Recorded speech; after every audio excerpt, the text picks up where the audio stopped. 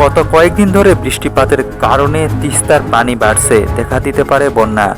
বন্যার পূর্বাভাস ও সতর্কীকরণ কেন্দ্র বলছে, উজানে ভারতের পশ্চিমবঙ্গ ও সিকিমে হঠাৎ ভারী বৃষ্টি শুরু হয়েছে।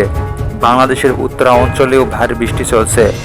এতে উত্তরাঞ্চলের প্রধান নদী তিস্তা, ধরলা, দুধকুমার ও আত্রাইয়ের পানি দ্রুত বাড়তে শুরু করেছে।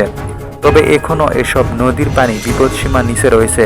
তিস্তা নদীর পানি আজ বিপদসীমার কাছাকাছি বা অতিক্রম করেও যেতে পারে।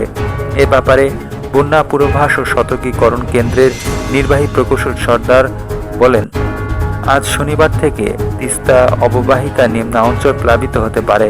আগামী 4-5 দিন পর গঙ্গা অববাহিকায় পানি বাড়তে পারে।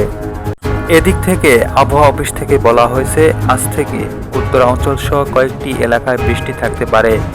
এরপর 2 দিন বৃষ্টি কমে আসতে পারে। আগামী মাসের শুরু থেকে আবারও বৃষ্টি চলতে পারে। এই বৃষ্টি 3-4 দিন থাকতে পারে।